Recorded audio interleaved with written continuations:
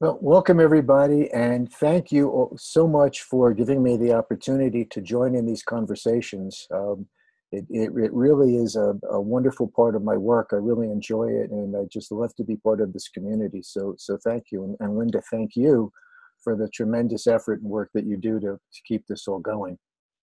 So, I guess I'll start with a question here.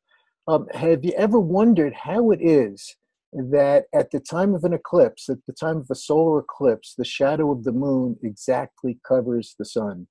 And at the time of a lunar eclipse, the shadow of the earth exactly covers the moon. I mean, how does this happen? Have you ever thought about this? How can this be?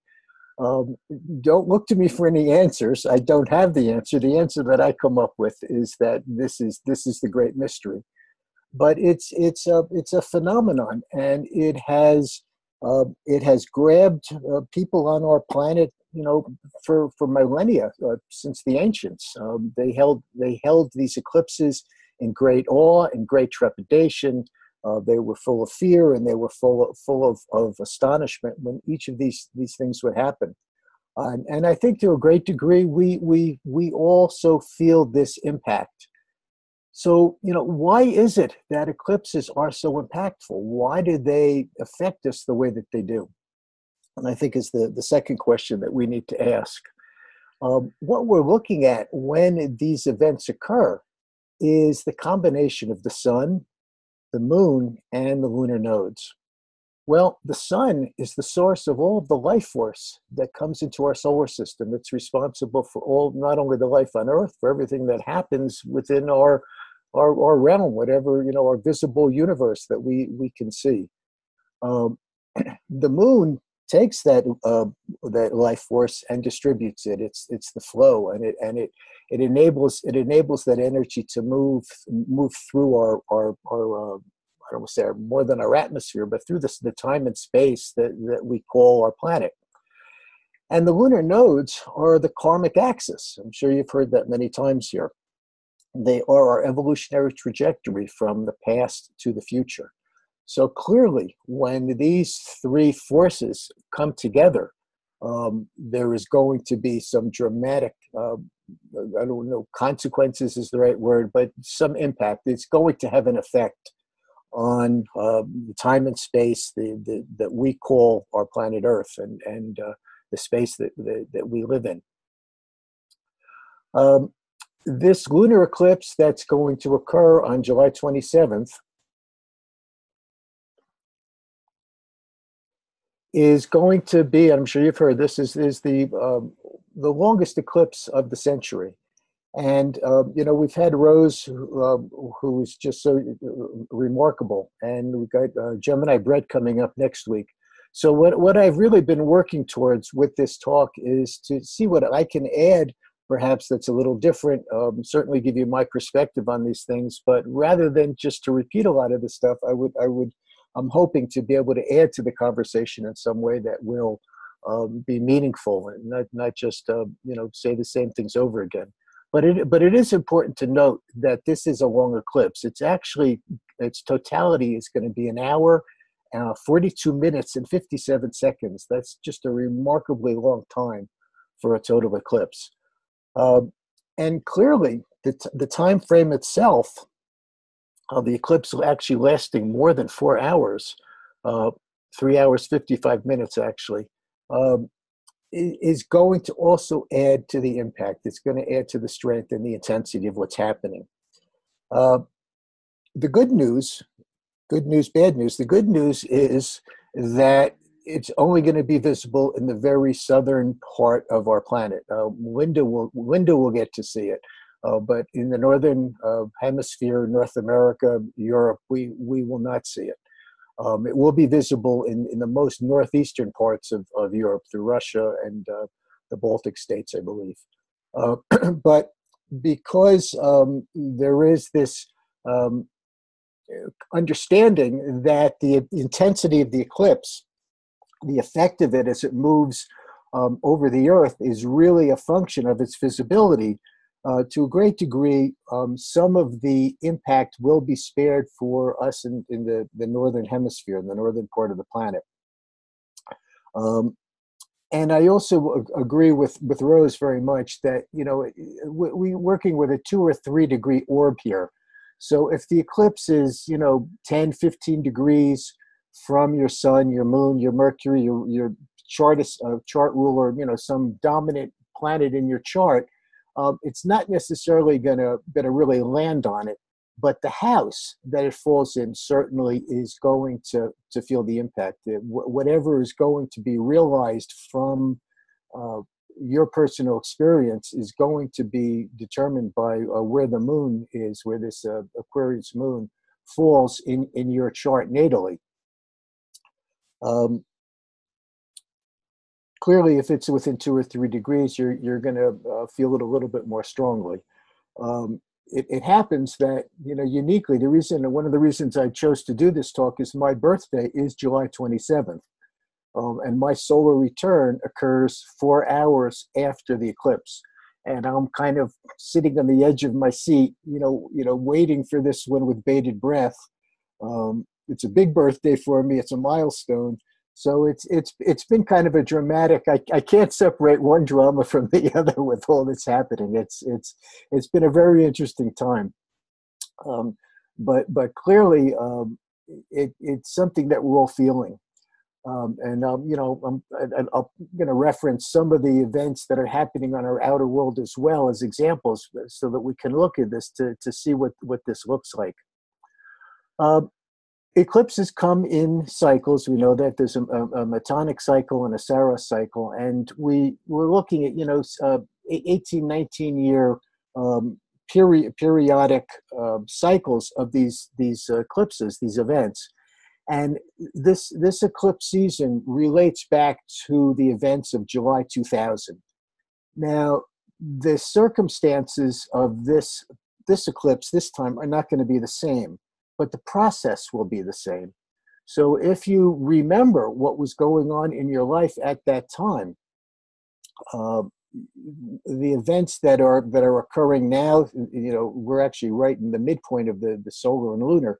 But the events that are occurring right now will in some way relate to what happened back in July of 2000. But like I said, the details will be different, but the process, whatever process you were going through in your life at that time, your progress moon was probably in a similar point. So I would say, no, excuse me, your progress moon would not be met in 18 years, but it might actually have been in opposition. So you can look at that chart, or you can just kind of gauge your memory a little bit, and it'll give you also some insights into perhaps what could be happening here. But just as a reference, in July of actually June of 2000, the Democratic and Republican conventions were held. And so we had George Bush chosen as the Republican nominee. We had Al Gore chosen as the Democratic nominee. And we kind of know how that worked out. By the end of that year, the election actually was decided by the Supreme Court, which was huge. And it was contested whether there was some legality. So there were some constitutional issues surrounding that election, and we could be facing that same kind of situation here in the States as the next couple of years unfold. It remains to be seen how this is all going to work out. A month before the eclipse, we had the breakup of Microsoft, which I thought was significant, and Bashar al-Assad succeeded his father, and we're still seeing the effects of that. That now that he is taken over Syria as president, we've seen what's happened, and we're deep in the throes of that succession, and maybe at the most difficult part of that development. Excuse me. So we can really get a handle on what we're seeing in terms of our own world and national events. And I think if we looked at Europe or we looked at Asia, we would find the same kinds of developments that would correlate to what's happening today. So this is the chart of the actual eclipse, and initially this was a 1 hour talk, and I had kind of restricted myself just to the major cycles, to squares, oppositions, and trines, in order to go through this, just to kind of simplify this. Certainly there's lots of sesqui-squares and inconjuncts and quintiles that are occurring here, but I've left them aside for the moment, just so that we can kind of zero in on the main points that are really occurring. And what I would like to do in the time that we have is break this down into this grand trine that we can see here, and this grand square, which is also forming for the eclipse, and kind of take a look at how this is unfolding. Anybody have any questions or comments or anything they'd like to ask or add before I move on?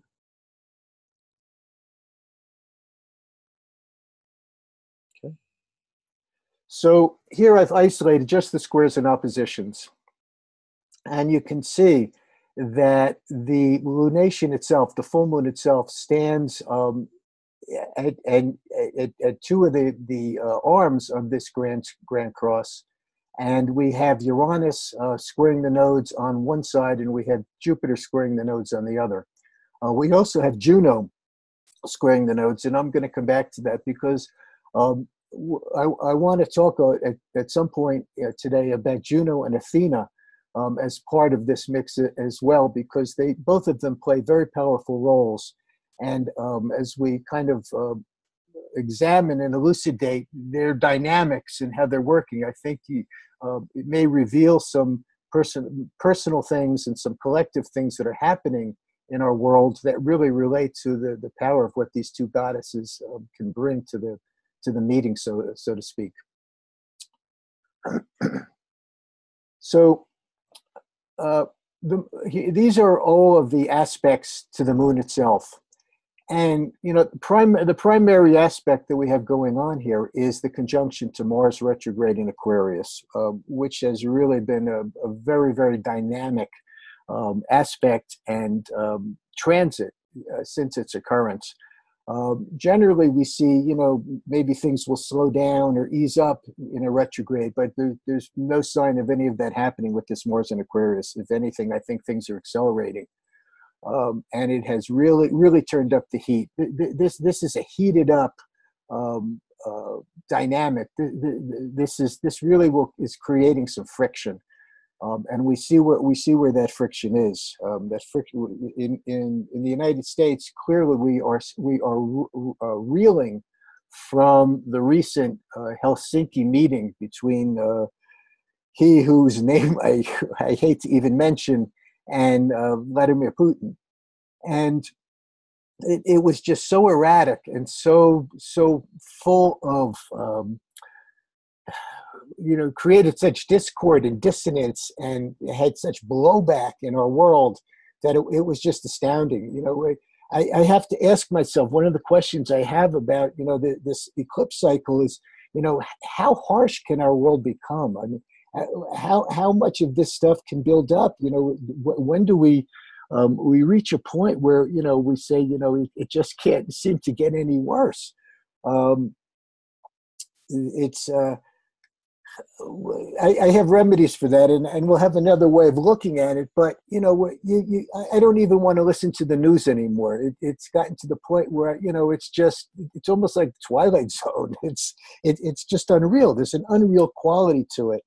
And I understand it, and I will be talking about how this is unfolding and why it's unfolding. But in the meantime, my partner Susan says, "Yes, I get it, but why do we have to live through it?" It's so it's kind of where a lot of us are coming from. Why do we have to be experiencing all this horrible stuff in our world when we're all working so hard on ourselves, and we're all dreaming a different, more conscious future, and yet this is what we're realizing. So this Aquarius energy is really at the core of our time. It's been the ruler of the it's been the ruler of the South Node for half a year now, and we still have another year down the road looking at it. Um,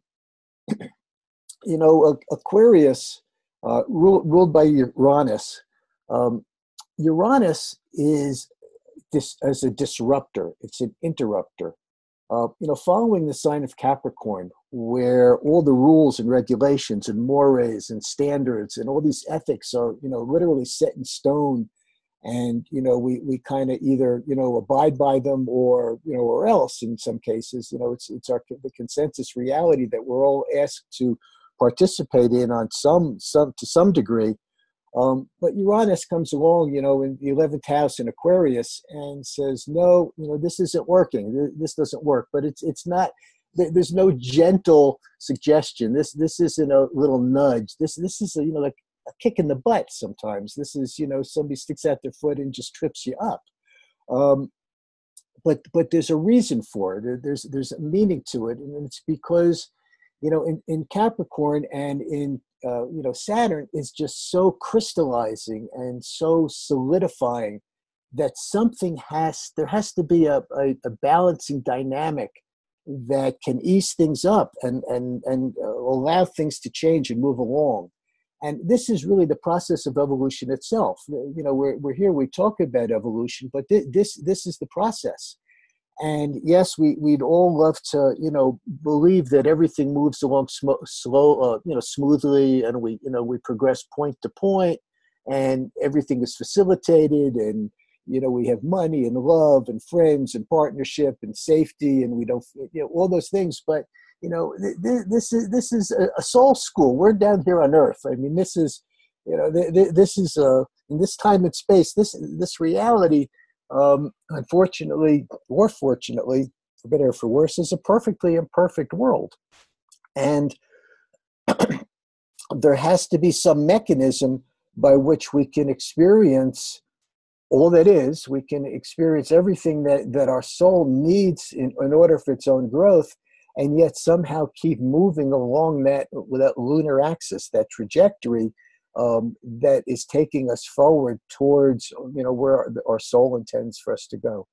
And right now Uranus is got the upper hand in this karmic axis, in terms of determining really what needs to change, and pushing us towards that Leo polarity, where we grow and self-actualize and reinvent ourselves in some new and different way.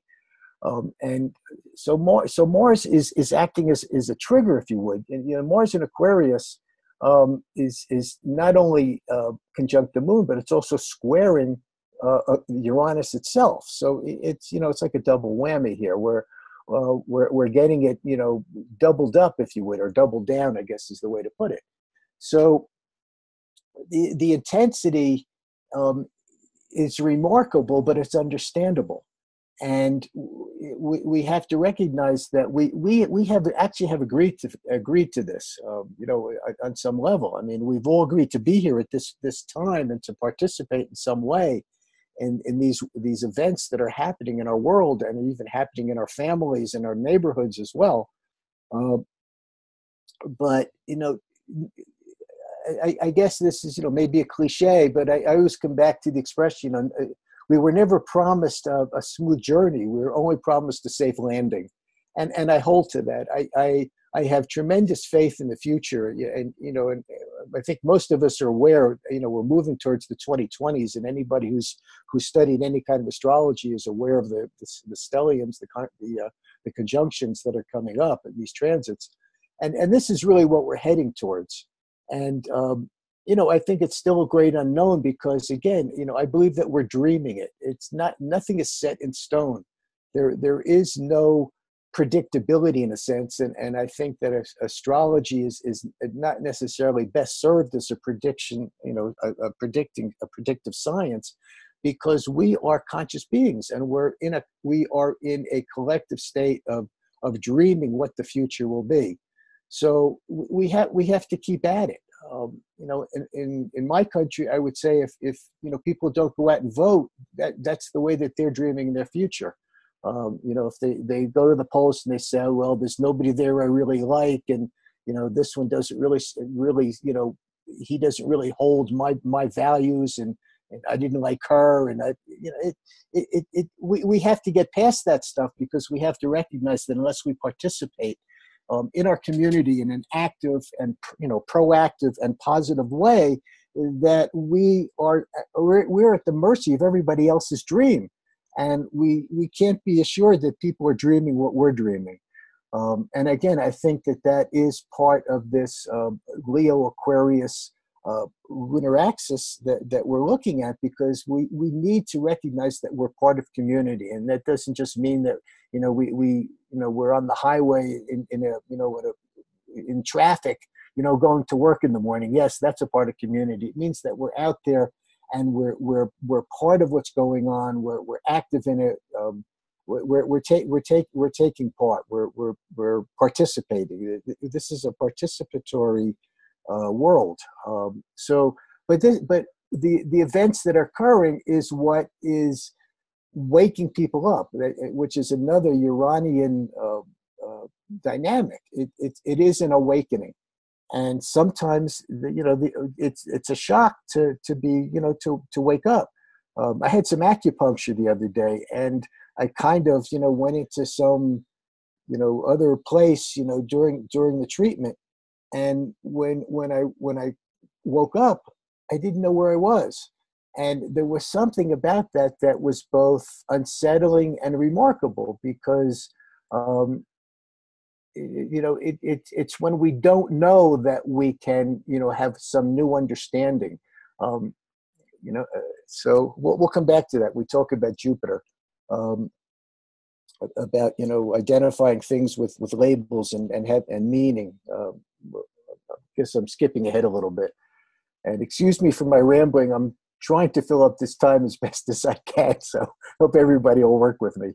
And any interruptions you might have are actually welcome. So feel free to participate if you have something to add.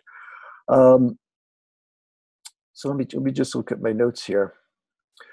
Mars is also at its closest proximity to Earth at the moment. And again, this is adding to the intensity of this particular eclipse. It is also standing in full opposition to the sun. The day before the eclipse, it's actually, no, I think it's 2 days later. I'll have to look at my notes here. It's in full opposition, so it's fully illuminated. And so things are firing up, things are heating up, and we can expect for at least the next 6 months for this to continue. I don't anticipate any lessening of the pressures that we have upon us, because they're necessary. We need these pressures. I think we would all agree, especially in our type of metaphysical circle, that there's a lot of work that needs to be done in the world, and so this is how it's happening. And we've intended the changes. So we are seeing the impetus and the stimuli that will facilitate those changes that we have all intended. And I think that by the time the next election comes around, whether it's the midterm election next year or it's the presidential election in 2020, those who voted for who may really have changed their minds about what their choices were, and those who didn't vote at all, I think, I'm hoping, dreaming, will also have changed their intentions and changed the way that they see things. And this is what it's meant to do. Just to kind of look at this, you can see these are the aspects just for the moon itself. And you can see that there is a square to Uranus, and it's a square to Juno, trine to Sedna, and clearly the opposition to the Sun and the North Node, and also the square to Jupiter. I'll address these squares as we get to the individual planets themselves. But you can see that that clearly there's a T-square that Jupiter, Uranus, and the Moon have formed, which is a powerful dynamic all by itself. Um, so Uranus and Jupiter are no longer in opposition. They were in opposition for quite a long period of time. But by phase, they're still in opposition by sign. So, we can expect issues of, security and resources. And clearly the moon, we're talking about vulnerability here. The moon is, Jason Holly loves to, when he talks about the moon, he says our moon is full of craters. And, when we encounter other people, what we're encountering, really we relate moon to moon, but what we're encountering are their craters, and they're encountering our craters. So what we're seeing now are all the karmic PTSD that we all carry with us in one degree or another. And maybe some of it's from, a long time ago, or some's from our childhood, but we all carry these craters. And so, Uranus and Jupiter, on an individual level, are really going to expose that stuff. We really can't resolve squares and oppositions by ourselves. If we have a T-square in our chart, if we have an opposition, if we have a strong square, we're really not aware of it. It's especially if it's the moon or our sign. It's instinctive in a way, and it's below the surface. We're not really aware that we're expressing ourselves in that particular way. It's when we're in relationship with somebody else or in circumstances that stuff shows up, and that's where these crises and tensions occur. On one hand, what we're seeing is the effect of this in our outer world, again, which is acting almost as a relationship. It's our relationship to the world around us. And we're all kind of feeling this vulnerability and this lack of safety and this need for, that everything we have taken for granted in terms of our security and what we've counted on to be safe, just is vanishing, is evaporating. And so this is something we're all dealing with. And that's part of what this T-square is about. It's about the truth, and it's about, this reinvention in the world. And anybody have a question or anything about the moon or anything that I'm not clear? Daniel, Yes. It's about 7 days till the lunar eclipse takes effect. Yes. They sometimes say that the full effect of an eclipse is 6 months before, 6 months after, or the events take place 6 months before and 6 months after. What about the week before? Well, astrological timing is such a nebulous thing. I don't know that I hold hard and fast to necessarily any length of time. I think to a great degree, it's going to, on an individual, personal level, it's going to affect how close that eclipse is to one of our personal planets. I think 6 months is a little bit long, personally. I think a month on either side is where we really begin to feel it. It may be in a development or, seed stage earlier than that. But I think that we have been feeling this since sometime in June. And clearly we're going to it may not even impact us. Somebody may not even feel the circumstance may not even unfold for two weeks till after the eclipse. But yes, I agree that the effect of it will carry through until the next eclipse next season, which will be in 6 months, next winter. I agree with that part. Yeah. But again, I think it's personal, and I think it also it's a moving target. Just my opinion. Daniel, it's affecting me personally because it's over my IC-MC. Mm-hmm. The moon and the south node will be on my IC, and the north node and the sun will be on my MC. Okay. And how many degrees off? That was my question. What orb would you use? It's 2 degrees off for me, and because I'm in Australia and the eclipse is going to be visible in Australia. It's going to be affecting me and also our Zoom meetings, I would imagine. Yeah. Yeah. I would say a 2-degree orb is quite, yes, is definitely relevant and going to be impactful. I kind of feel bad up to 5 degrees, but the closer it is, the more impact. I think 5 degrees is the outer limit, if you would. Certainly 2 or 3 degrees, there's going to be we're going to feel it directly. Thanks, Daniel. You're welcome. It's a good question. Very good question. So obviously it's a full moon, so we have the sun opposite the moon here, the sun in Leo conjunct the North Node, and also again squaring Uranus, squaring Jupiter. Sun in Leo, as I said, Leo, this is our life force. This is our self-actualizing energy. This is how we project ourselves in the world.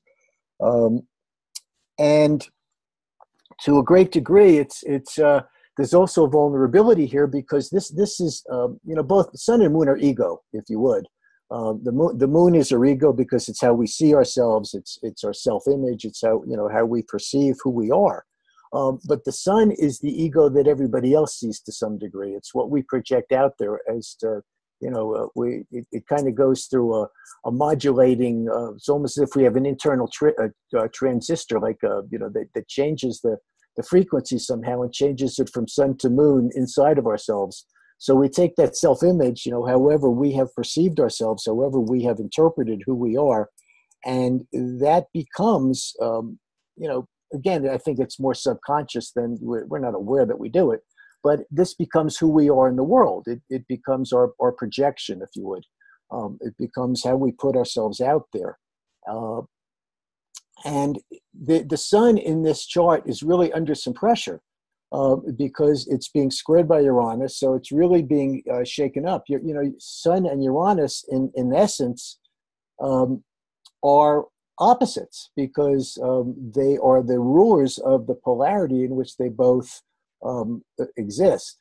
So I kind of correlate Uranus as our solar identity in community. It's, if you would, it's how we are in community, as an individual. But it's a how do I explain this? It's a modification or maybe a different octave, maybe is a better way to put it, of that individual persona. It's not our singular persona, it becomes our collective persona. And it also becomes, how we are participating in the group. Our sun doesn't have to have a group. Our sun can be all by itself and be very, isolationist, doesn't have to participate, can, basically go through life, as a singularity. But what we're talking about, is a singularity and coherence here. Again, sun and it's like kind of like day and night, if you would. During the day, there's only one star in the sky, and that star is our sun, and it's uber important. And we feel very identified with it. We feel very identified with our own sun, who we are. Can become narcissistic in its shadow, can become self-centered. All those things. We know all the shadow side of Leo. But at night, the sky is filled with stars. There's a multiplicity about it. So we move from singularity to multiplicity, and I see Aquarius as that as that collective multiplicity, where we are no longer alone, and we recognize on some level that we are part of a greater whole than ourselves, and this really opens the door for that soul growth, because we recognize that there is some direction that we need to be going, that we've in essence only gotten to first base when we move through that fifth house, where we're still developing. We're not fully developed. If that makes any sense, but it's kind of the way that I look at it. Um, this is a fixed cross, and fixed crosses are especially difficult because they are fixed, because they are so set in stone, so to speak. It's a it's an immovable energy. Um, so the remedies, and talk about this a little bit later, but what we need here is mutability. We need to find the cardinal energy and the mutable energy in our own charts, and maximize that. We need to see where we can take some take some initiative on, and where we recognize proactively that something has to change, rather than just kind of say, okay, this is the way it is, and I have to just bear with it, because we don't. We really do have to recognize and find that awareness that we can make the changes on our own, without having to have some cataclysm or somebody else come along and help us. So again, we're seeing this tension between what we think we need to survive. Jupiter in Scorpio, where again, where's the truth? Where are my beliefs? What have I believed? How has this helped me become who I am? Because we live according to what we believe. Those beliefs really become the final determinant of the choices that we make. They become our, we hand it off to Venus as our priorities. Venus hands it off to Mars as our behavior, as the action that we take. So what we believe really determines who we are and who we are becoming. And this fixed cross is telling us that who we are becoming is not necessarily who we need or want to be. That we have two. I think we have two crises, two crises in consciousness and two crises in action here. The way that this is playing out. So we're asking ourselves, what is it that I'm doing? How am I acting? It's a Mars dynamic. What are the choices, Mars, that I have made, that have led to this situation that I am now finding to be so difficult, so troublesome, so really topsy-turvy, if you would. And how can I make different choices? That's really at the heart of this Mars retrograde. We are being forced to go back and look at what we've done. This may sound like a harsh analogy, but I don't know if you've ever had a puppy, and you try and train that puppy, and you put newspaper down all over the house, and you come home from work or wherever you've been, and you come home, and there's poop everywhere but on that newspaper. And so, you put that puppy's, nose in the poop. It's not a pleasant thing, but this is kind of what's happening to us. We're getting a nose pushed in our poop. We're being shown where we have not used the newspaper, where we haven't used the protocols that were set up for us or that are available for us, to really navigate this reality that we were born into, or that we have chosen to be in. I hope that makes some sense, so without being too scatological. Let me just look at my notes here for a second. Mars opposite the sun as well. I mean, Mars is the leading edge. We know from EA that there is a core relationship between Mars and Pluto.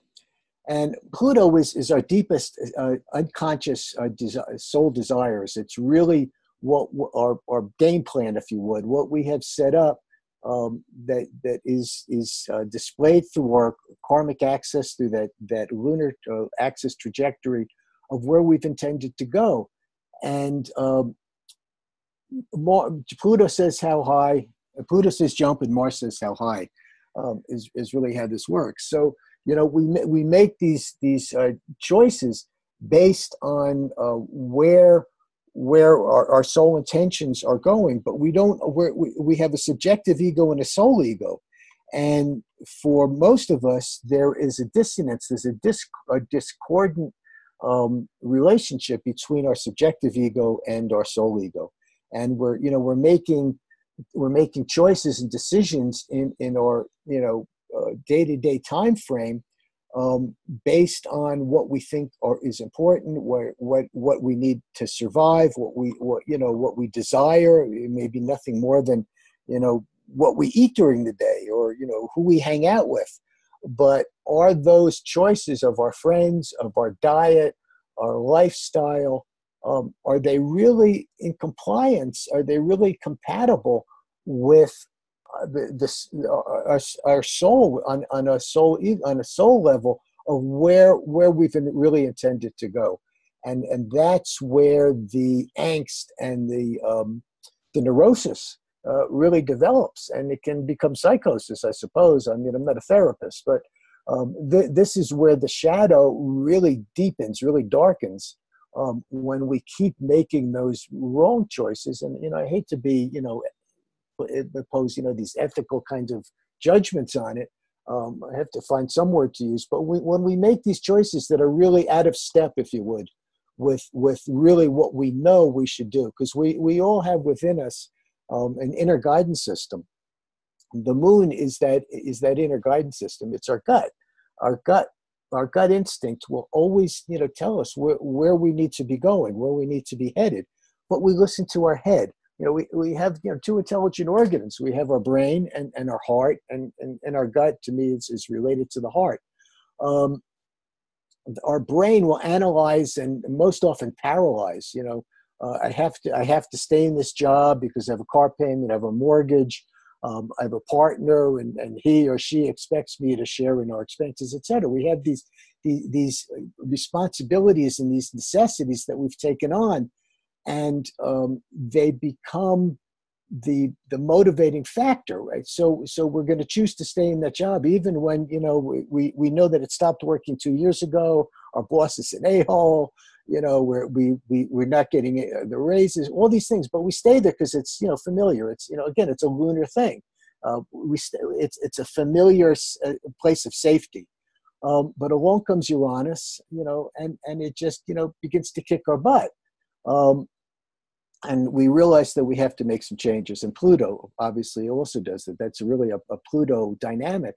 And ultimately, the rug just gets pulled out from under us, and we don't have the job anymore. We get a new boss, and whatever, he's clean slate, and we're out on the street. So we really have to follow our gut. We have to follow our instincts, in a sense. We have to listen to our heart, because that's going to take us forward towards that North Node. The North Node, just to digress a moment, I call the North Node a magical moving sidewalk. It's like that pathway. You go to the airport, and you've got, you've still got your carry-on, and you've got your lunch, and you got your water bottle, and maybe you actually didn't even check your luggage. You're either carrying it or rolling it, but you're laden down with all this baggage. And you get to the airport, and you go through all the security, interesting word, and you go down towards the gate, and you get onto the pathway, the moving sidewalk that takes you out to the gate. Well, that's kind of like the way the North Node is working. It's this point that is facilitated in our chart that we have chosen, in the Bardo prior to this lifetime, set up for ourselves. This is your game plan. This is all set. You work with this, and everything is going to be fine. But we were born, and we don't really remember that anymore. But it's there, and it is kind of like it's like the doorway in the back of the armoire in the Narnia stories. You open it up, and there's another whole realm that exists there. We take one step towards it, and it takes 2 steps towards us. But we have to be proactive with it. It's always going to be there. It's always going to be working. We're going to be drawn to it by default, even if we don't realize it. But it's how we respond to it and start to work with it when those opportunities show up, or even if we're lucky enough to fall into it and just step into it. we still have to take responsibility, and we have to be be aware. We have to be conscious, and actually make it real. We have to do the Pluto thing, the Scorpio thing. We really have to commit to it, and meld with it, and osmose with it, and make it our own, and develop it. It needs to be developed. So this is the dynamic, and we have Uranus and Jupiter pushing us towards that with these squares. They're demanding that we pay attention. They're demanding that we wake up. They're demanding that we recognize our own truth. They're demanding where we need to have commitments, and they're demanding where we need to recognize what's really important, where our survival really is going to be facilitated in the long run. Daniel, I have a question. Sure. I noticed that Chiron in Aries, there's at 2 degrees, it's retrograde, making a trine with the Sun and Leo, but it's also making a sextile with that stellium in Aquarius with the South Node Moon and Mars. I was wondering if you had any insights about that, what that could mean given the circumstances? Yeah, well, Chiron is our friend. Chiron is an amazing archetype because it has such a broad range of ways that we can work with it. For one thing, Chiron is about healing, and symptoms are an attempt to heal. So when we have a Chiron transit, we may feel a rewounding, we may feel circumstances that come up, in a positive way, to heal something that we haven't been able to heal before. So the trine to Sun from Chiron and its retrograde in Aries is clearly about healing ourselves. Aries is the self, and so it's clearly about taking self-responsibility for our own healing, our own health, our own well-being. But it's also about mentoring, and it's also about being mentored. So it's I see this also as an opportunity where either circumstances are going to teach us something, or an actual teacher can show up. And I think that the square from Jupiter and Scorpio also can be an indication to that. It's an opportunity to heal, and I think it ties in entirely with what I've been saying, where we are being healed. Our planet is being healed. Again, and this is a huge digression, but I am total believer in climate change. I don't know that we are totally responsible for all of it, but clearly the solar activity and what's been happening geologically and with the weather, there's clearly something going on, and it is the planet healing itself. And I believe that the Earth itself is the greatest healer of all. We are also healed. We are great healers. We can heal ourselves of anything. We just don't believe it. We don't know it. I would go so far as to say that in a different mental time frame, in a different dimension, we could grow another arm, or heal an arm that's missing. And I know that that's a reach. But there is, I don't see any limitation on the consciousness that we possess, that we have tremendous capacity, we have tremendous potentials, we have potentials we're not even aware of. But because of the Saturnian, Capricornian consensus world that we have agreed to land in, we don't know it, we don't believe it. But I think a great example of it are people with multiple personalities, people who have healed themselves of cancer intentionally. There are many examples of this, in our world and through history, but it's not mainstream. And so just to get back to it, Chiron is opening that channel for us to find the healing modality that we need, whatever it happens to be. If it's emotional, physical, mental, spiritual, the help is there. This is a helper, and this is a facility to move through this space and come through it holistically. not fractured. We are fractured is the problem. Our society is fractured. Most of us are fractured. I don't include myself in that group, and none of us are whole. We have all these different parts, and yes, I'd say to a great degree that the people who come through the doorways to this arena, are people who are whole in a lot of ways, who are what's the word I'm looking for? But we all have parts of ourselves that we've compartmentalized off. We all have wounds that we've buried. We have the craters in our moon. We all have craters, and Chiron is the ability to heal those craters and to find the modality for it, and it will show up. But we have to recognize it. First of all, we have to want it. We have to have the intention that the help can come to us. We can't be helped nobody can help us unless we want to be helped, and that's a huge hurdle in itself. A lot of people hold on to their debilities because it's their sense of who they are. And I'm sure we all know people like that, people with illnesses, and that illness is their raison d'etre. Their whole reason for being is their sickness. So, we have to recognize that help is out there, but we have to ask for it. Does that make sense? Yeah, that makes complete sense. Thank you for that. Yep. Great question. Thank you. Thank you. And anybody else before I move on?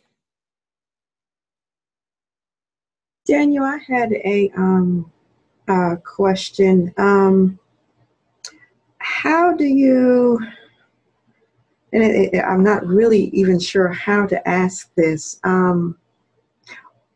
First, let me ask, is this particular eclipse here, you mentioned July of 2000. Was this around the same time?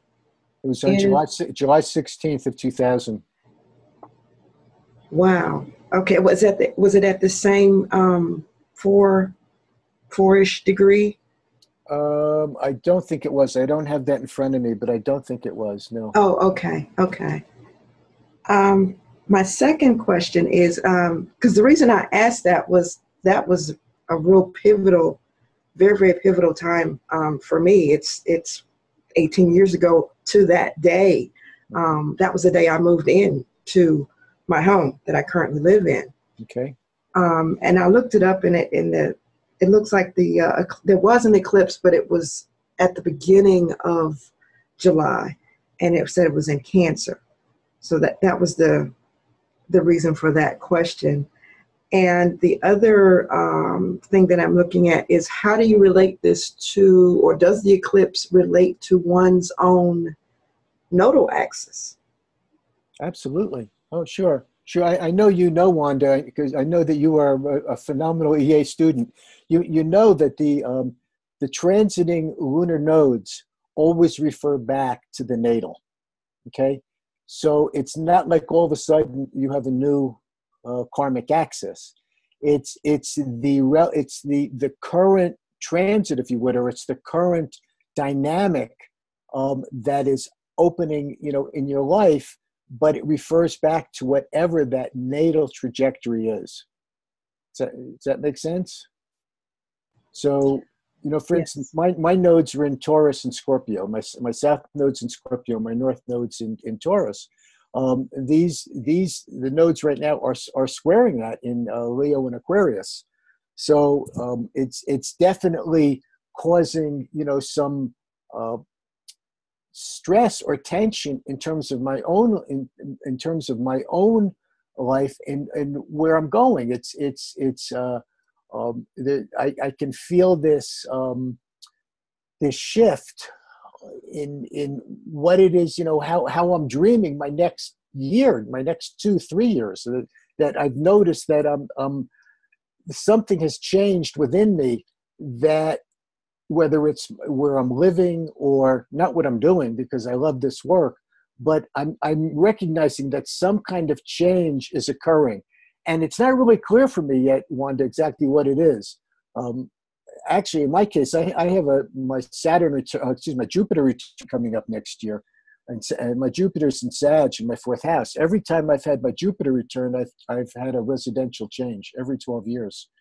So I'm kind of anticipating that, I'm going somewhere. I just don't know where it is. I'm kind of like just out there. You know what I'm saying? I've got my sensors out, but I sense the change. I just don't know exactly what it's going to look like yet. Thank you so much for that, because I share the same nodal axis as you do. That South Node in Scorpio and Taurus North Node, but mine is at the pretty much the end. So I've got a while before Uranus will affect that. But the hairs just stood up on my arm when you said that, because I'm sort of feeling that limbo. The same thing, and then when you pointed out that this relates back to the July 2000 eclipse, when like I said, that's when I moved into this house. So it's like, whoa. The eclipse that occurred in early July in 2000 was the correlation to the solar eclipse that we had last week. So this would be the lunar eclipse. This of the 16th. So look at both of those dates, because they're related to each other. They're not they're independent, but they're connected.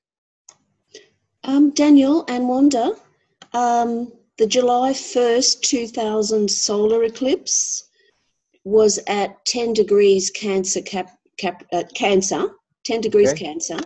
Okay. And the lunar eclipse on July 16, 2000 was at 24 Cancer Capricorn. So Wanda, do you have any planets around 24 Cancer Capricorn? Yeah, and that's the weird part, because I have nothing in Cancer, nothing in Capricorn. What about 10? Oh, right. Okay. What my house sun was is at 10 Aries. What house was that, Wanda, that it fell in? 11th and the 5th house. Cancer is my 11th house, and Capricorn is my 5th house. Uh-huh.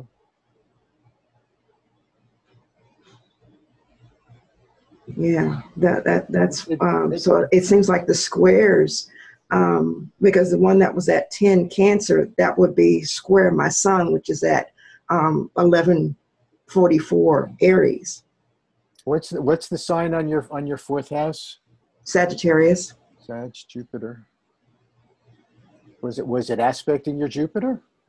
No, my Jupiter is in the second one would have been, but it would have been a semi-sextile, because my Jupiter is in Gemini, 24 Gemini.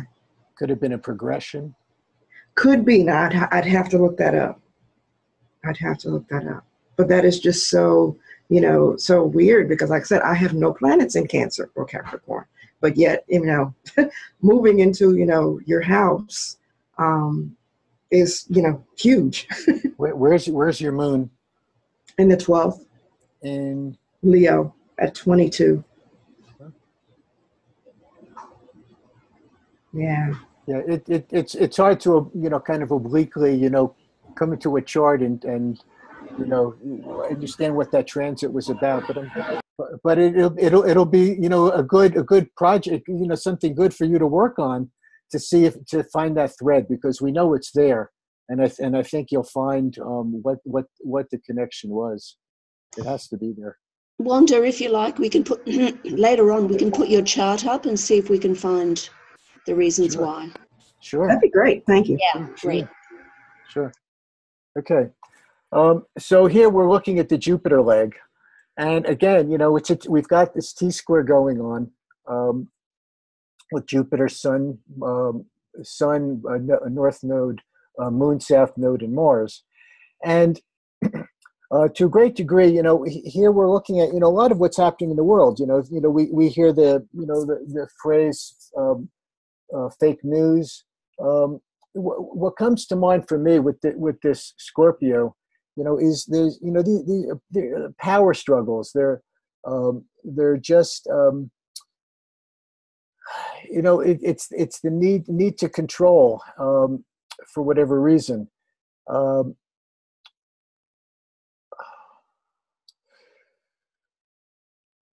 But primarily, what this comes down to is that we are being tasked with the need to really ask, what is it? What do we really believe? And when I say that, it's not just do we believe what we hear on the news, but what are the beliefs that we're holding on to that we're not aware of that are really driving us subconsciously, that are below, under the hood, that we're not seeing. And again, I mean, it takes a great deal of introspection, meditation, therapy, whatever, to begin to sort it out. Mostly what it takes is our interaction with other people, I think, again, with these squares and oppositions, to really see it, because it's going to be reflected outside of us. It's going to be easier to see it in a relationship or in a set of circumstances than it is to see it within ourselves. And so if we can allow ourselves to, let our intuition really work with the feedback that we're getting, from our outer world from time to time, I think we can begin to, get a picture of what it is where we need to go. Again, we're in a soul school. We have to recognize that we're here to do the work, and so we have written the lesson plan, or our higher self wrote that lesson plan for us, but we have to find it. We have to, we have to, what am I trying to say here? We have to make our own copy. We have to have, some working notes. And we get that notes through observation and correlation of ourselves. It's kind of like, reading somebody else's chart. We don't really know how that chart is going to work until, they begin to talk to us about the context of their life.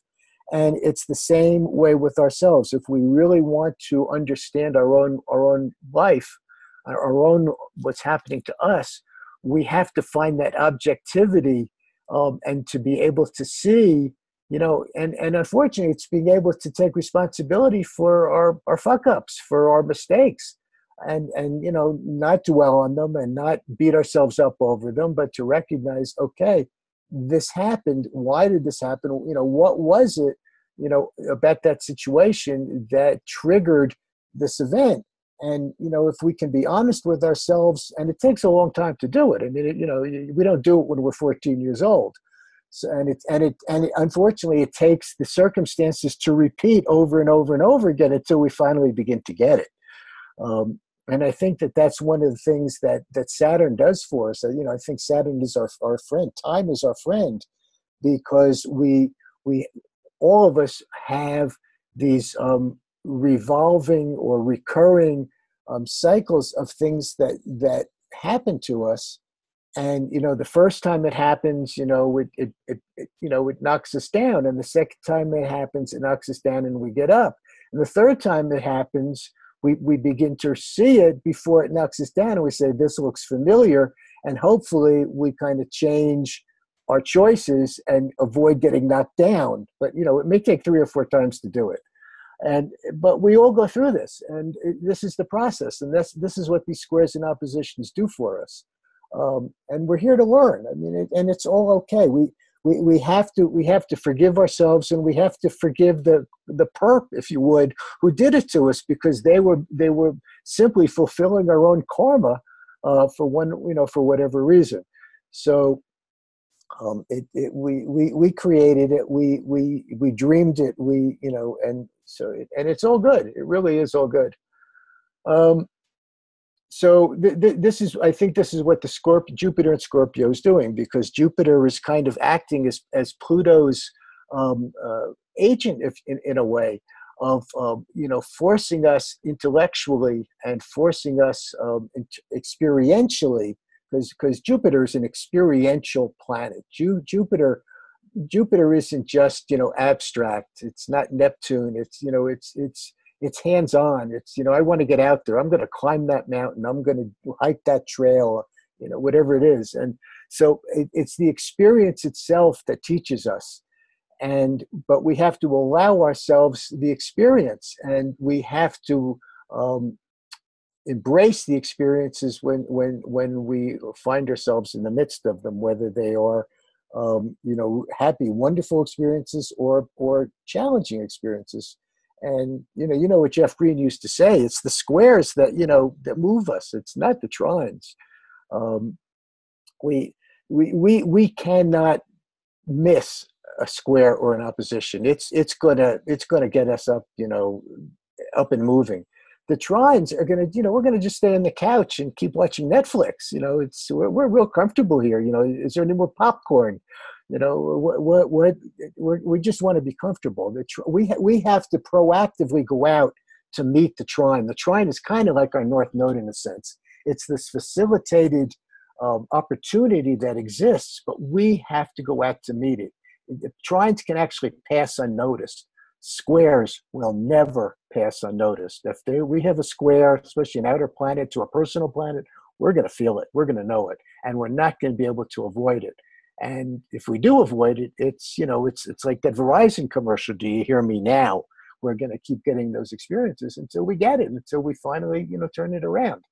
So, but the good news is that we're going to get all the chances that we need. We're going to go there. We're going to end up where we intended to go. It's just going to, how many lifetimes is this going to take? How many times in this lifetime do I have to, have that experience until I finally begin to figure it out? And it's about our beliefs. It's about what we believe, because we follow those beliefs like a puppy dog. We don't even know we're doing it. It's just what we do.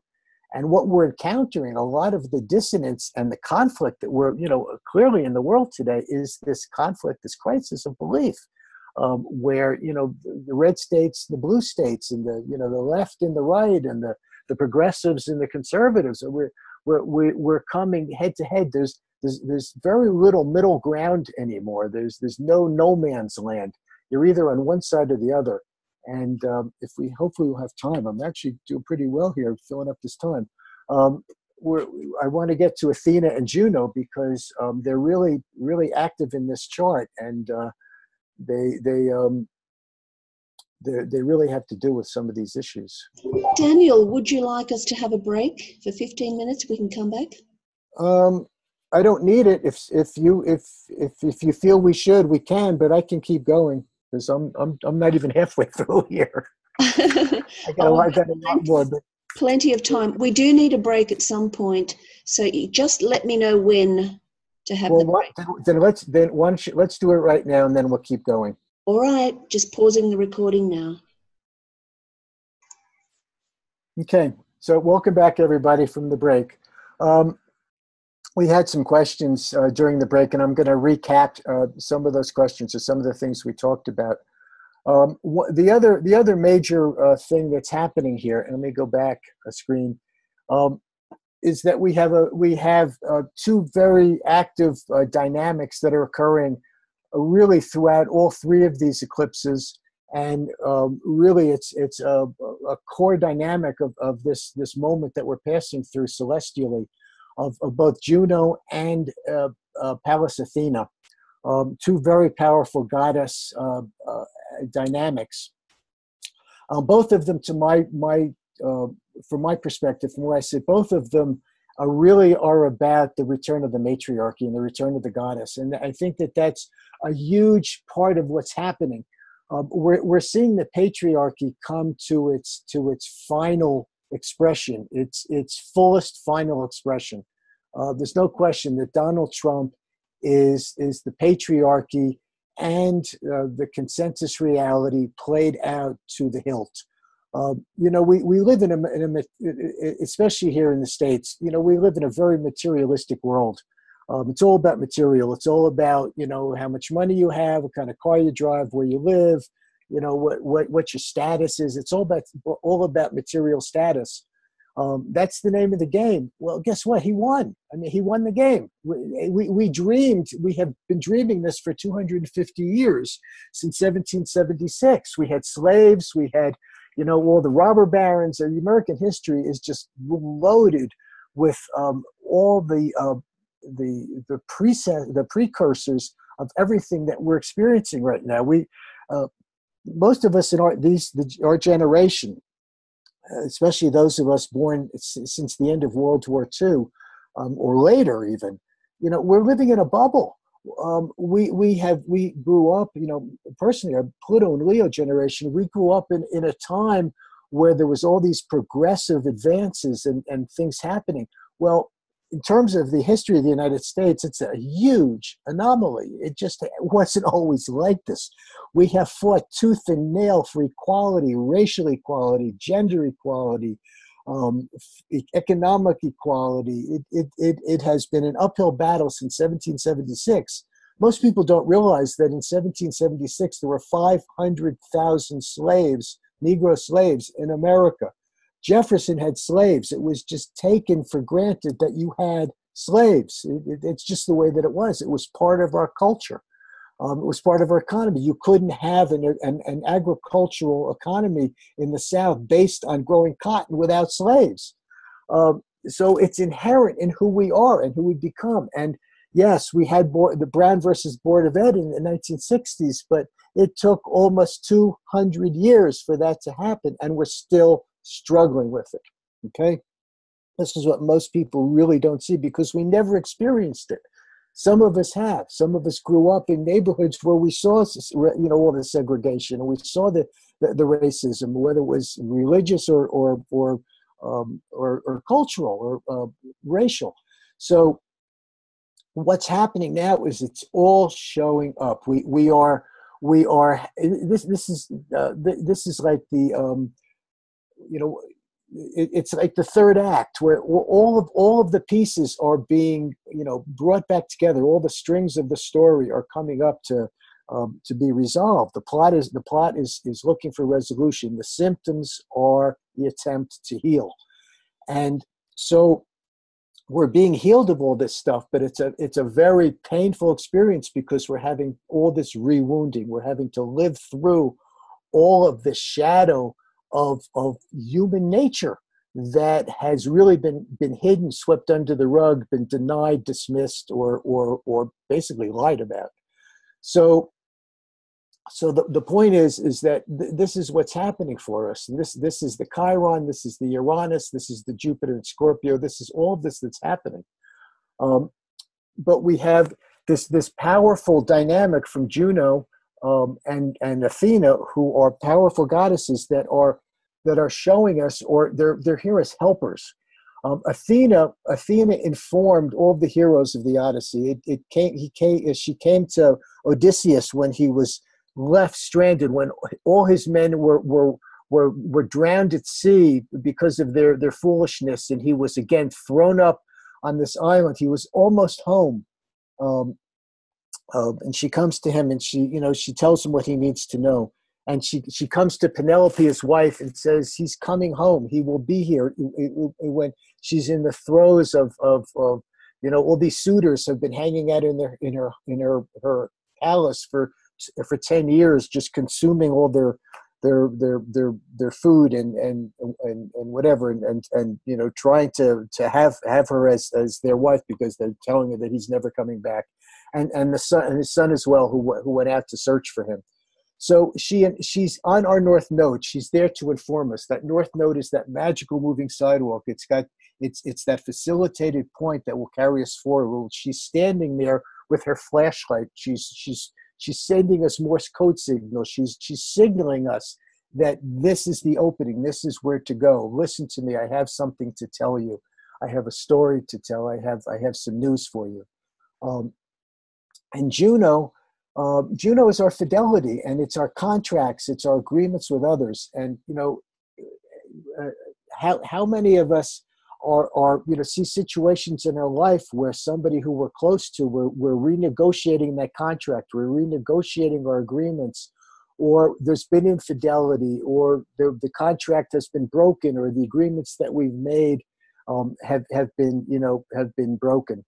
So these are really deep underlying dynamics that are really encouraging us to take a different look at what's going on. We're being forced to re-examine this Mars in Aquarius retrograde. We're being forced to re-examine the choices that we've made, the behavior that we've made, the beliefs that we have. And to really learn to roll with the punches and to accept the fact that what's unfolding is good. It's just difficult at the moment, and we don't really know where it's going. But we have to trust that there is something out there that we're moving towards, and that it is what we have collectively intended. It's what we've individually dreamed,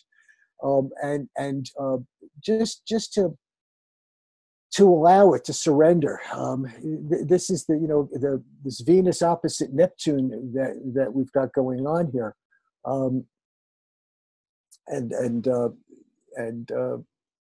it's conjunction to Ceres. We're experiencing loss. We're experiencing a personal loss, whether it's who we thought our country is, what we counted on in terms of our own freedom, where our security was. All of these things that we just took for granted, that Pluto and Capricorn has basically washed out to sea, are still there. We haven't lost them. They're just how do I say this? They're just they've been swept aside. But we're just dealing with a cycle in time. This is just the wheel of fortune turning.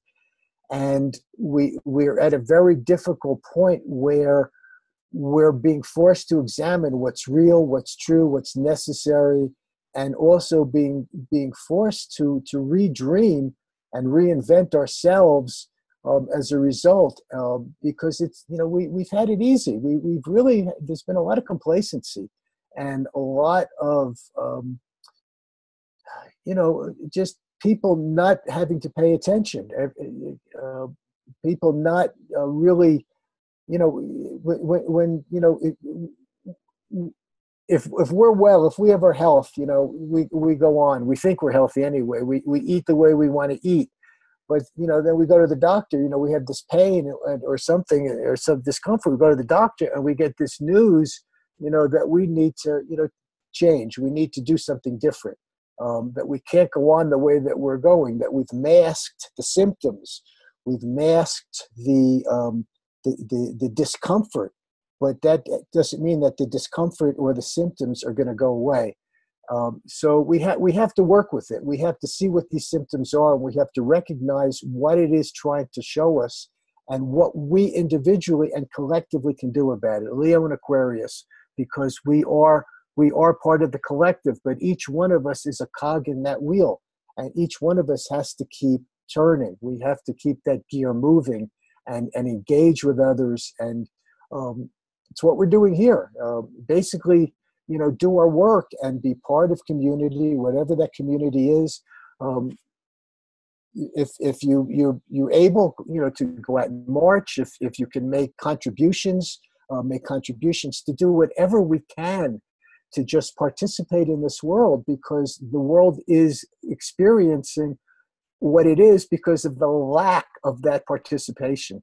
We needed this Aquarian Leo energy. We needed it. It had to happen because it's time.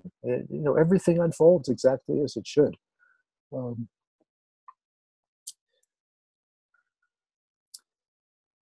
Saturn in this chart is also very active. Obviously, it's the rule. We know that it's the ruler of Pluto, the sponsor of Pluto, and here it is. Making trines to Uranus, trines to Juno.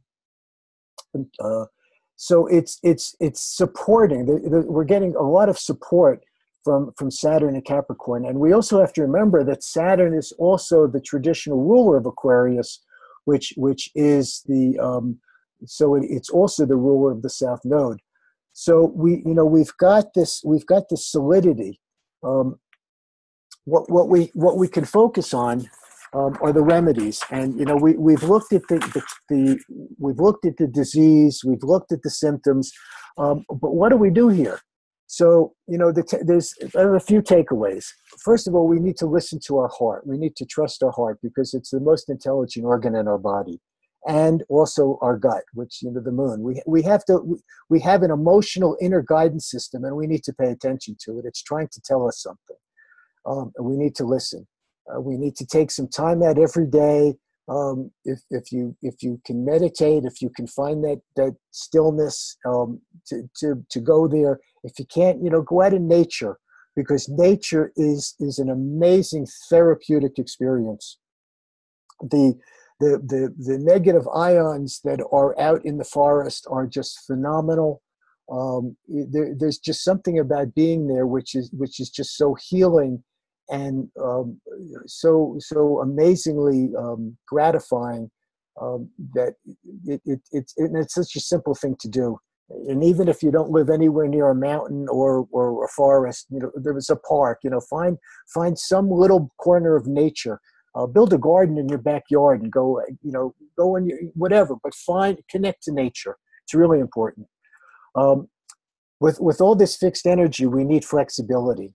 We need to soften our stance. Something that's really hard is what breaks. Something that can bend, can resist tremendous force. So we have to be the piece of bamboo, not the piece of oak. We have to be able to bend and be flexible and be able to go with the punches, and recognize that not everything's going to go the way that we expect it to. We put our intentions out there. Most of us have intentions. We set our intentions, but we have to let go of them, and because the universe is going to fulfill those intentions in its own way. We can't tell the universe how to deliver it. And right now, we don't like the way the universe is delivering our intentions. But trust me, I truly believe, and this is my Jupiter, that what we've intended is unfolding. We just don't like the way it's unfolding. Trust your intuition. We all have intuition. Intuition is not something that's gifted to just a few people. We can develop our intuition. There are actual practical methodology to developing your intuition, but mostly it begins with recognizing that you have it. And it happens to all of us. And the more that we listen to our intuition, when we get those hits, the stronger our faith in it becomes, and the stronger that intuition becomes, and the more often it will show up for us. We have to develop it. It's there. We need to work with it. Again, it's a proactive thing. We have to work with it. Gut instinct, trust your gut. I said that already. Pay attention to dreams and anything that pops up out of left field. The dreams are coming from Neptune. The left field is coming from Uranus and Athena. Pay attention to what you get, because there's a meaning to it. It means something. Don't just dismiss it, especially something that just shows up out of left field but of its own. Don't give it some space. And what's the emotional turbulence you might be feeling inside of yourself? What are you aware of inside? And how are you responding to it? Again, I think anything that we're feeling short of going to the doctor and telling us that we're going to die in 2 days, go out in nature, go take a hike, take a bike ride, whatever. Go and just become part of something that's much bigger than yourself. And most importantly, these eclipses and this lunar axis at the moment is telling us is that we need to become a working part of community. We need to be part of community and to work towards a common goal, a collective goal in any way that we can. To find some way to contribute to the world around us, to the community that we live in, to the block that we live on, to the neighborhood that we're part of. You see trash in the street, pick it up. If you walk your dog, don't leave your poop around. There's so many little basic things that we can do to just make our lives better. And it begins with us, and it begins with where we live, on the street where we live, in the town where we live, in the country where we live, to just be part of it. And it's the 100th monkey. Things will begin to change. That's what I got for you guys. So I will entertain any feedback, questions. Anybody have anything that they would like to add or say, or something that wasn't clear? Don't be shy. Yeah. I had a question, and I'm sure I probably have missed it. Can you address since Uranus is the ruler of the moon and the moon, Mars, and South Node, with it being square the nodal axis? Well, I'm not sure what the question is there. The Uranus being square the nodal axis, especially as the ruler of the South Node and the moon and Mars. Well, clearly, it's putting pressure on both sun and moon. It's putting pressure on. It's really the dynamic interaction between Mars and Aquarius retrograde and Uranus is enormous. I'm trying to think of the word. It's nuclear. I mean, it's very, very, very powerful. And it's shifting, the core dynamics, the core of the way that our society is functioning. At the moment, it seems to be shifting in a negative way, but that's because we've got Pluto here tearing things down. I think what Uranus is doing mostly, Wanda, is that it's waking us up. Uranus, the words for Uranus are disrupt and interrupt. It's interrupting us. It's disrupting us, and those are difficult dynamics because we don't like to be interrupted or disrupted. We want to just keep going along the way we're going because it's familiar and we think it's safe because so far so good. But obviously it's not because so far it hasn't been so good. So Uranus is disrupting our world, and in many cases it's disrupting our personal life. And interrupting our personal life to make us see something that we haven't been seeing, to wake us up to something that's probably right in front of our faces, but we've been ignoring because we've been distracted.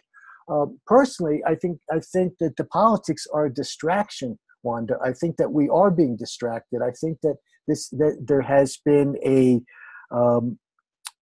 an agenda for quite some time, and we could spend another hour talking about this. In my case, I believe it goes back to the 1920s or farther.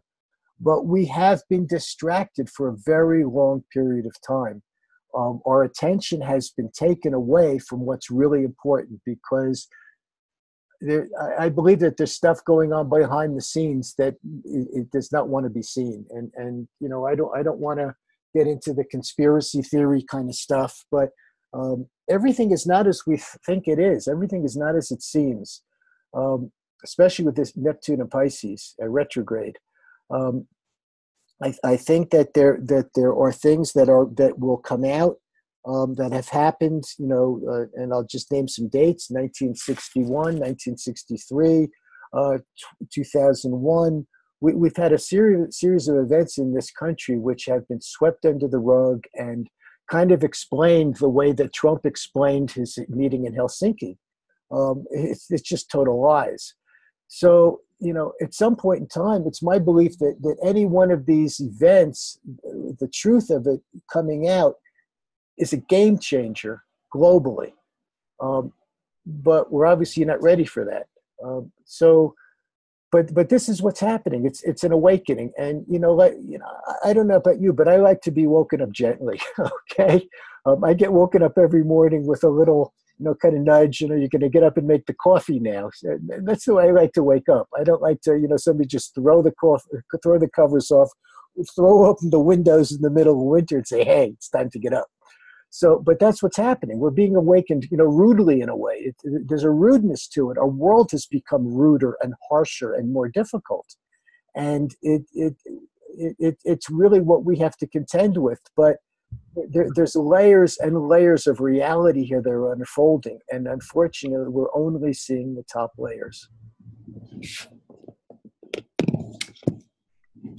I have a question, Daniel.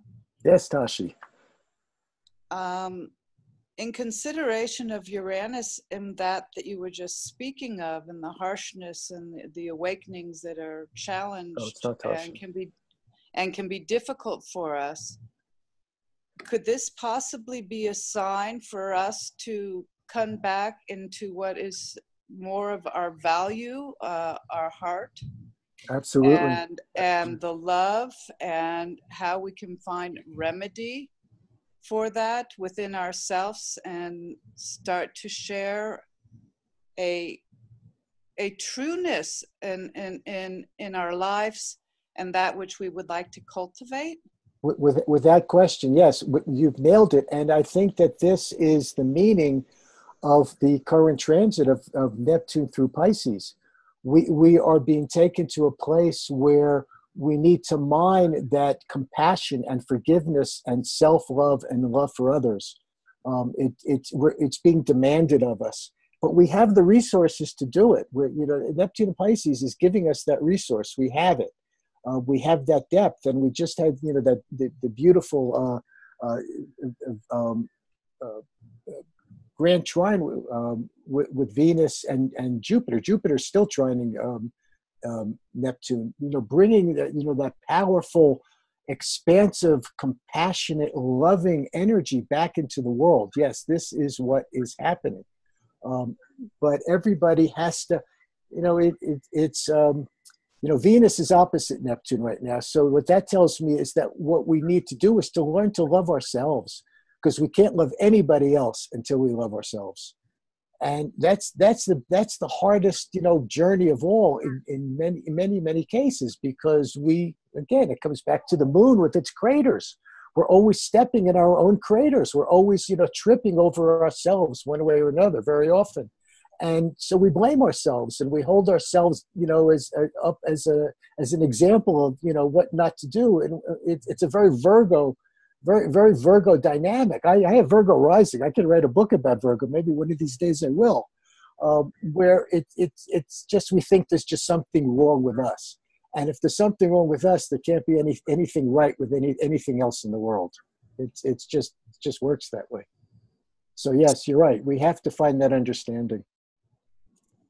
Hi, Daniel. Now it's me. Okay. I love your work, Daniel. Thank you so much. So I don't know. Do you remember the Hubers, the European astrologers, the Hubers? Kind of. Yeah. Fill me in. But well, they made learning triangles out of things. So here we have this midheaven Saturn, and then it's 30 degrees opening with Mars and the Moon and the South Node, and then Chiron is also in this same triangulation. I don't even know how many there are here. 1, 2, 3. So then there's Chiron at 2, then there's Uranus at 2, and then there's the Sun and the North Node at 4 and 5. So we have quite a lot of energy between this chord of planets that they would call a learning triangle. Mm-hmm. So I thought I'd ask you, what do you think we're learning? What are we learning? We are learning that maybe what we know isn't so. We're learning that we need to relearn, and I kind of touched on this. I think it's a Gemini Jupiter. It's a Gemini Sagittarian thing. We name things. We have language. It's Gemini, third house. The minute I hold this up. The minute I name this, I'm finished with any further understanding of it.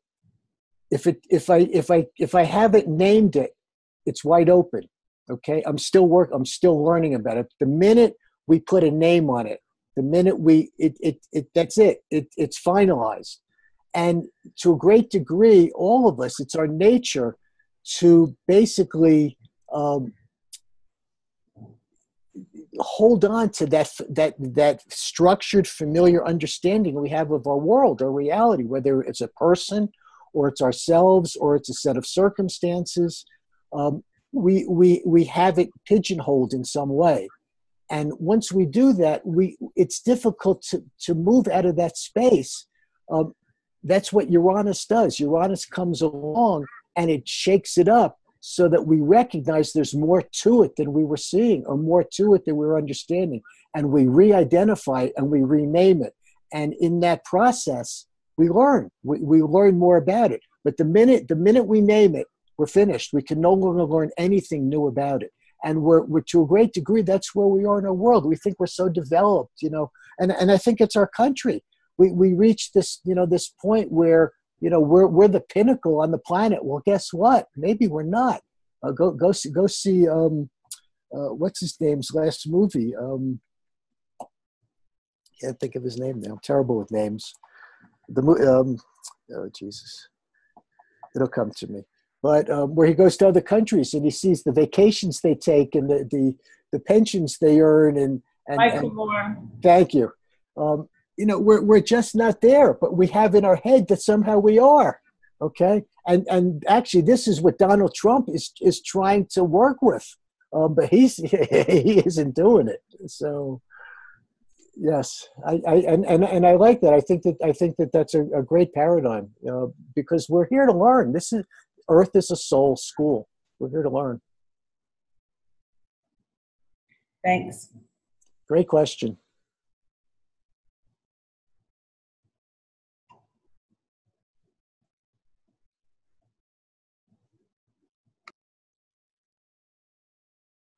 Anyone else? Daniel, I had just typed in the chat, and hopefully you can hear me. I've got a plane going overhead. It seems like with Neptune involved in all of this, it just really feels like that it has been we always associate Neptune with, chaos and confusion and delusion, but it really seems like it's been as it's, traveled through Pisces up to this point, that it's been the ultimate truth, right. With everything that we've, that people have thought, oh no, that couldn't happen, when you've had others, saying, hey, this is what's happening, this is what's happening. And especially with the advent of, smartphones and cameras and things like that, now that it's on film, kind of hard to deny that, that it's happening. And that's what seems like, Neptune has been that, that crystal clarity, crystal clear. It's in your face. It's here. You see it. Right. Right. Yeah. So all the stuff that we've, been denying over, gosh, hundreds of years. Well, I think that's great. That's really true. And the other thing that I wanted to touch on, there wasn't time, and you can go on my YouTube channel. And actually, I don't know if I did the talk here. I did a talk on awakening global community about the Neptune-Uranus semi-square, which there are 5 of them, and it's going to continue into 2019. Neptune's the zeitgeist. It's the media. It's the information universe that we live in, and the movies and the books and all of the media that we're exposed to. And the semi-square to Uranus, I traced all the way back to 4th century BC. When they were conjunct, it's a global awakening. It's a community awakening on the planet. But it's a semi-square. It's difficult for us all to come together as a single community on this planet. There's such diversity, but it's really what's unfolding, and it relates to the internet. The internet has had a great, look at us. Here we are. We're all over the world in different time zones. And this is the way it has been really since the late, the 1980s, 70s, and 80s. It's remarkable that cyberspace has become, it's not just a virtual community anymore. We are a real, community in time and space. So it's what's happening to our world. And as we expand, we are being exposed to all these other influences and beliefs and ideas. And it's revolutionary. It's absolutely changing who we are, because we're realizing that who we think we are, that there's more to us. That we're not just who we think we are. There's a much greater potentials to us individually and collectively, and we're just beginning, again, from my perspective, to come to that liminal space where it's beginning to spread, where there's this geometric progression of understanding that's beginning to spread across the planet.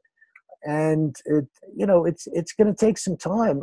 I think we're going to see this is what the 2020s are going to look like. We're going to see this, and it doesn't mean that it's going to be a clear path to it, or that it's going to be a straight shot either. It's not. It's still a long and winding road, but what's happening is we're recognizing that there's something bigger than ourselves, and this is huge. This is really huge. And as that sinks in and more people begin to become aware that what affects you affects me, and it doesn't matter if you're in Australia or the UK or Russia, we're all going to feel the impact of it. We're all in this together. I have a friend who likes to say that there's only one of us on the planet. And if you think about that, that holds a tremendous truth, that there really is just one of us here. We are a single organism. We just don't know it. We're a colony of ants that just don't get along with each other, and it's changing. It's got to change.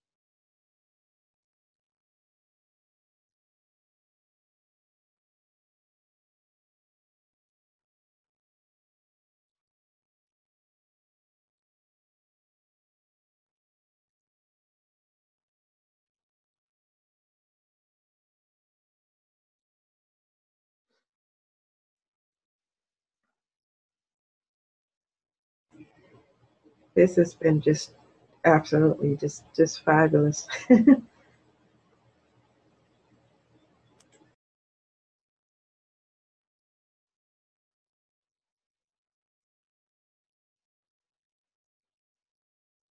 So, Linda? Yes, I'm here. Okay. Any other questions from the audience? Comments? Daniel, that was great, Daniel. I completely agree with everything that you've said. Thank you, Robin. Daniel, I noticed that you can't have more than one final dispositor, right? But the dispositorship of Saturn in Capricorn, Neptune in Pisces, Sun in Leo. Mm-hmm. Any comments on that? Do you think that would make them stronger? Oh, no question. A planet in its own sign is like doubled. It's doubled up, doubled down. What about that combination, though? Saturn, Neptune, Sun. Well, let's look at that.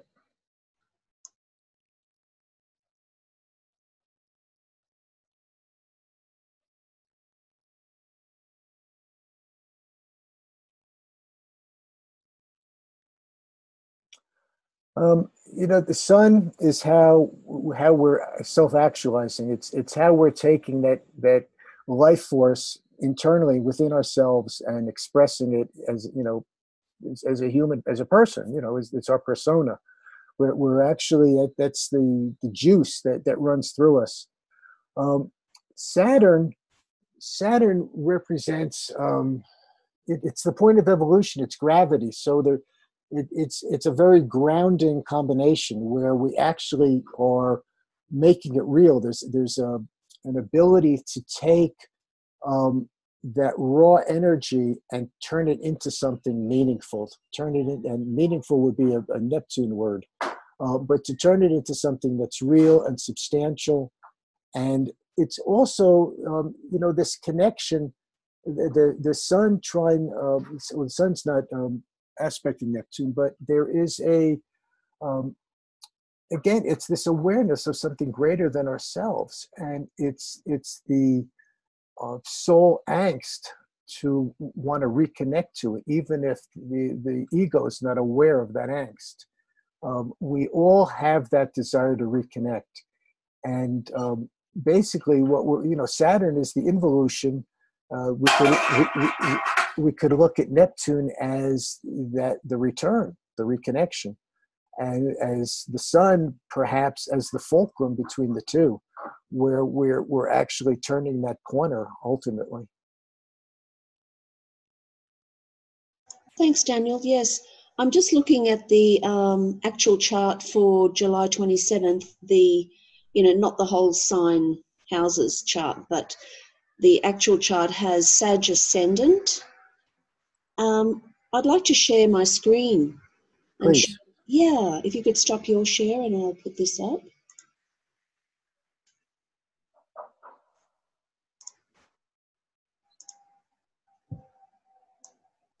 I noticed that Venus is on the midheaven, and I'm interested in angularity at the moment, just looking into that and the meaning of angularity.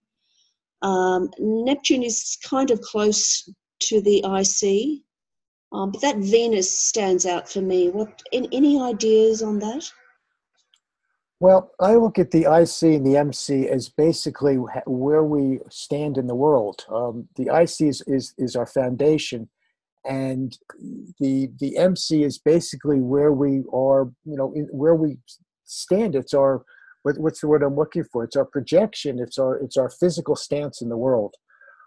Venus and Neptune are related to each other. We know that Neptune is the higher octave of Venus. We're talking about meaning. We're talking about, where do we find the real meaning in our lives? And, not coincidentally, it's Gemini and Sagittarius's house.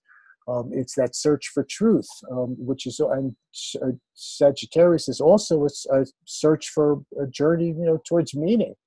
So I think that we're recognizing that what we have invested in terms of where the meaning is in our lives and what's really important and where our priorities are, and really what is holding us together, which I think is a Neptune, where we're all basically in that same, that connection that we all have to each other and to Source itself, is that recognition that we're not here, we're not alone, we're not separate, we're not singular.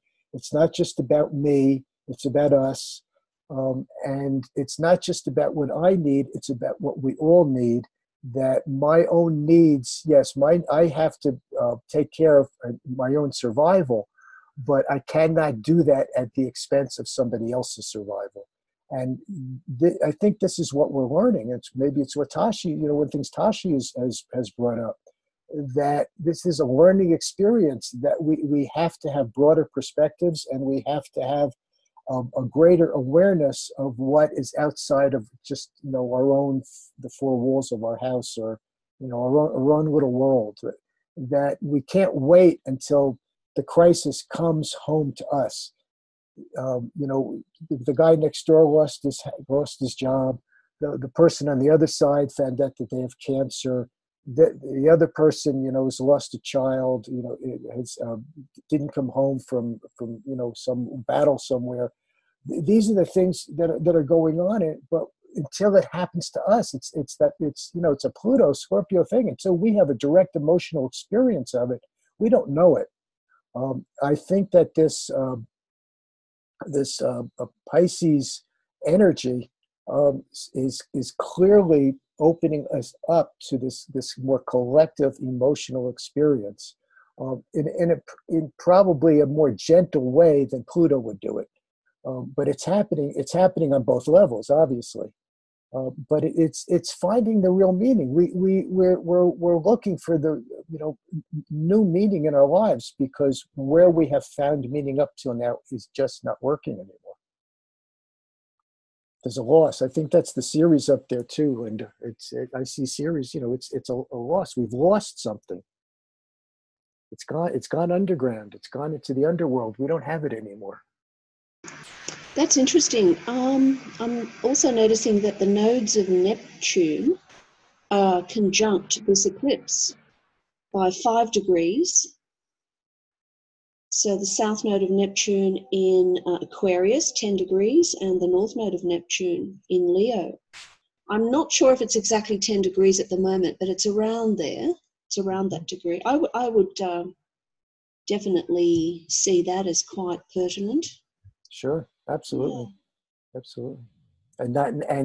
We also know that the eclipse last week, that Pluto was on its own nodes, which is this tremendous undercurrent of patriarchy and matriarchy and the power struggles and what's going on in a world that we're we're turning a huge corner. It's enormous. We're rounding a difficult transition, globally, and but I don't know if you study the cycle of the yugas. According to in some circles, we've actually just reached the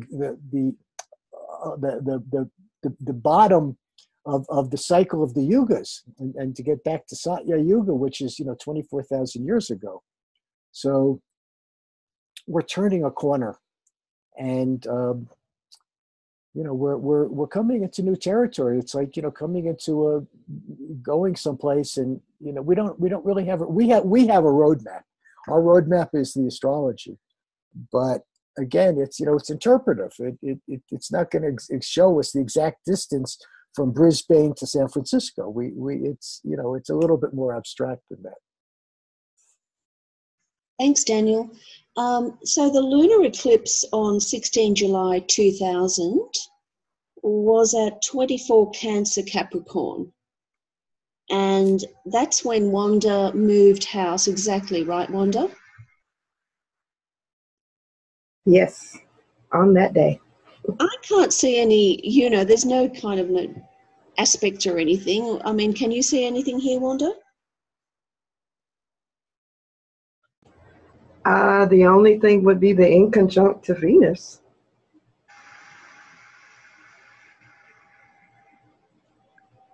Yeah. Which is the ruler of, the North Node, and of course square the nodes. Yeah, that's the only connection that I see. So Daniel, when an eclipse takes place in a house that has no planets, like Wanda here, like in the 5th and the 11th, do you think it's still active, or does it have to hit planets? I think that it's active in that space in her life, and that sphere of her life. So we were 24 Capricorn. That's an inconjunct to Jupiter. Jupiter's the ruler of that 4th house. Okay, so that's going to create some tension. That's going to create a course change for sure. Yeah, good spotting that. Yes, good.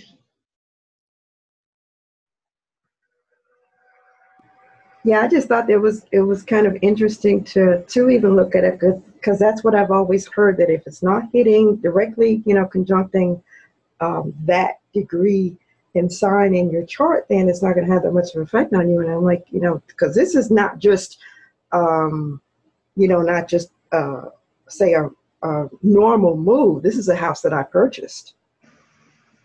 Jupiter on my own. Jupiter is applying to Vesta as well. And actually, I'm not sure the synodic rate of Vesta, but I think Jupiter moves faster. I think it's applying to Vesta. Vesta is our home. Vesta is the hearth. Vesta had no temple. Actually, the Greek word for hearth is Vesta. She was the center of the home. She was the center of the community. And in Vesta's shadow was homelessness. So Jupiter conjunct Vesta, it also is about home. And with that conjunction, I would suggest that it was a home change. You were responding to a sense of needing to change your home, to find a new hearth, a new center within yourself. That's brilliant, Daniel.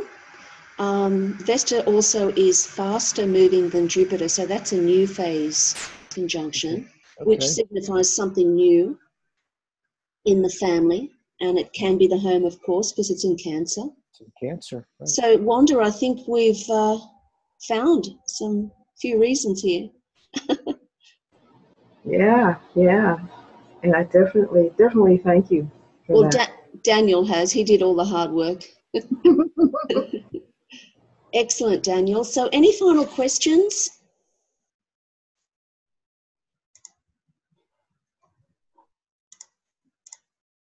Daniel, any final comments that you'd like to make on this eclipse? Yes. Breathe. Go at nature. Love yourself. Love those around you. And just be free. And enjoy it. Beautiful. Excellent. So would you all please thank Daniel Fiverson, everyone. Daniel, thank you. Catch you next time. Okay. Thank you, Daniel. Oh, Thank you, Daniel. Thanks, Daniel. Thank you all for the opportunity. Thank you, Daniel. so much. Come back soon. Brilliant. Thanks a lot.